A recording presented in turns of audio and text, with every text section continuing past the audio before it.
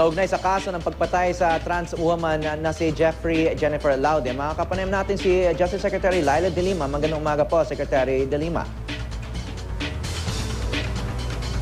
Magandang umaga, Howie, tsaka sa mga nanonood sa iyo ngayon. Secretary, gigiit niyo raw na dumalo si U.S. Marine Private First Class Joseph Scott Pemberton sa preliminary investigation mamaya. Paano po ang proseso nito? Well, opo, inaasahan po namin siya na dumalo sa first hearing ng preliminary investigation mamayang alas 2 po sa office ng City Prosecutor ng Olongapo. Dahil nga po kailangan ipakita na rinirespeto yung proseso ng ating prosecutor's office, ng ating justice system. First hearing po yun. Although hindi ko lang po alam kung dyan sa first hearing na yan ay rini-require na po ng ating prosecutor yung pag-submit niya ng kanyang counter affidavit. Okay, ma'am, may impormasyon na ba kayo kung Pero sino? inaasahan nga po namin siyang mag-attend. Okay, meron na ba kayong impormasyon na kung sino po ang Yes. magiging abogado ni Pemberton? Hindi ko po alam yon. Wala po sa akin yung records. Although based on news reports, mukhang it's a lawyer from the Accra Law Office. Okay, sakaling hindi talaga padaluhin si Pemberton sa preliminary investigation, ano ho ang inyong magiging hakbang?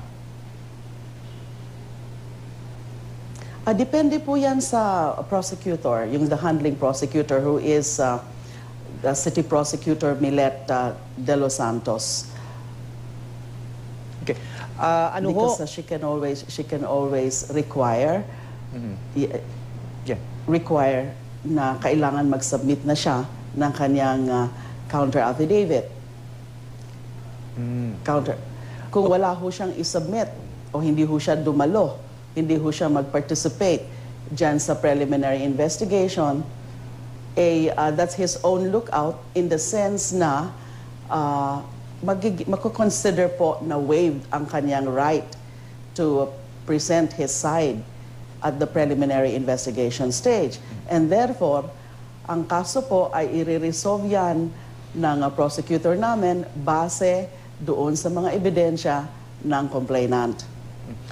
So nabanggit nyo na pwede siya mag-submit ng counter affidavit, no? Ang ini-imply nyo ba, hindi niya, kahit hindi siya dumalo, pwede pa rin siya mag-submit ng counter affidavit. Hindi siya kailangan mag-personal appearance para mag-submit nito. Ang general rule po sa amin is that rini-require ho talaga ng prosecutor namin ang personal appearance ng mga respondent kapag nagsasubmit na po sila ng counter affidavit. Kasi kailangan nga po nilang manumpa before the prosecutor himself or herself. Bihira po namin inaalaw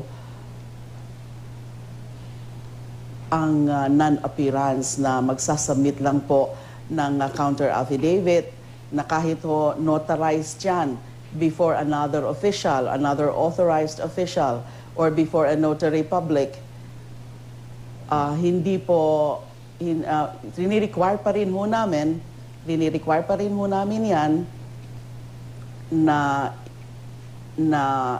isumpa o isubscribe uli before the the prosecutor himself or herself. Ano ho ang inaasahan ninyo sa pagdinig bukas ng Senado na pangungunahan ni Senador Miriam Defensor Santiago, kung saan padadaluhin nyo na pala sina Barbie at ang room boy ng motel kung saan naganap ang krimen? Opo, nakatanggap po kami ng letter request from Senator Miriam Santiago kahapon na pinapadalungan niya po yung dalawang witnesses at pinapadalo rin niya po yung sa City Prosecutor De Los Santos.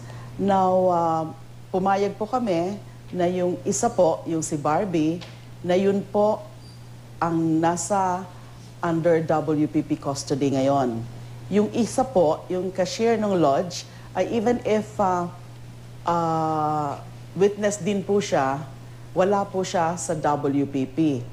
Kaya kinors through ko po kay City Prosecutor De Los Santos yung request ni Senator Miriam Santiago na kung pwede sa pagdalo ngayon ng witness na yan sa preliminary investigation mamaya ay i-notify niya, i-advise niya na merong invitation coming from Senator Santiago. We also advise the Office of Senator Santiago na i-serve separately yung notice sa kanya sa Olongapo City.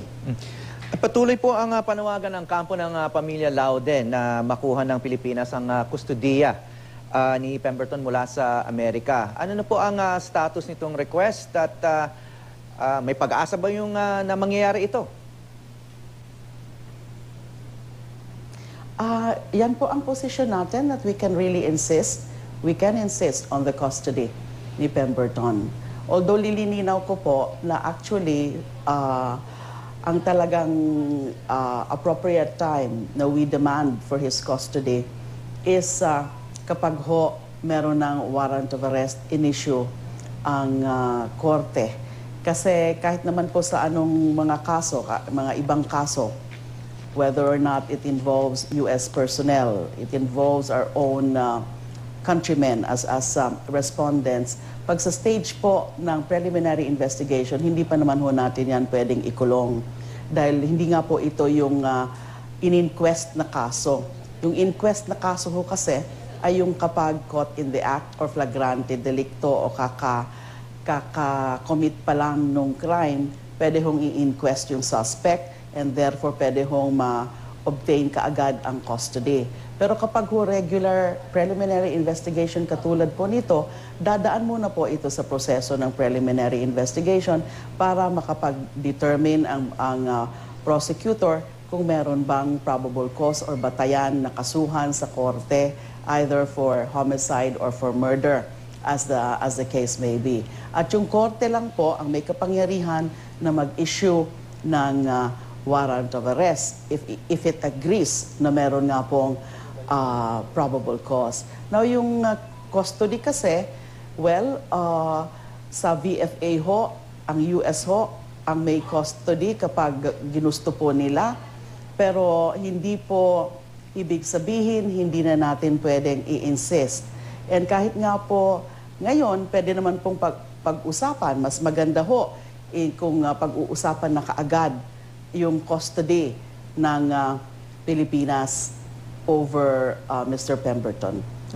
Kaugnay naman ho sa mga investigasyon, kaugnay sa mga aligasyon laban kay Vice President Jejomar Binay, ano po ang masasabi nyo sa pahayag ng Pangulo na ang investigasyon nyo ay dapat bilang pangsuporta lamang sa Ombudsman?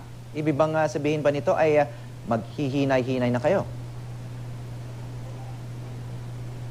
Wala pong problema dyan sa pronouncement na yan, na suporta lang ho kami sa Ombudsman. Talaga naman hong alam ho namin yon na ang magiging lead agency po dito ay yung Ombudsman.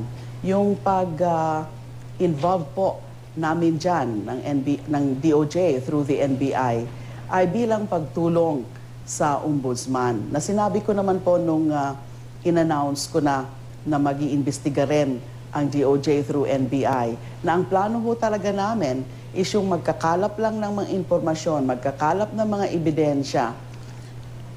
At kung makita ho namin na talagang may mga ebidensya at medyo sapat ang mga ebidensya at medyo na-establish yung mga aligasyon ngayon nila former Vice Mayor Mercado at yung mga iba pang mga witnesses and whistleblowers, ang balak ho namin ay ifo-forward lang ho namin yung resulta ng aming investigasyon sa Ombudsman for its own consideration, for its own appropriate action. Dahil nga ho, alam ho namin na meron na ho silang sinasagawa na fact-finding investigation. So wala hong problema dyan. And in fact, informally, I also gave a heads up. Pinaalam ko naman po kay Ombudsman Morales na balak nga hong tumulong din ang NBI dito sa usapin na ito. Okay, maraming salamat po sa inyong panahon, Justice Secretary Laila De Lima.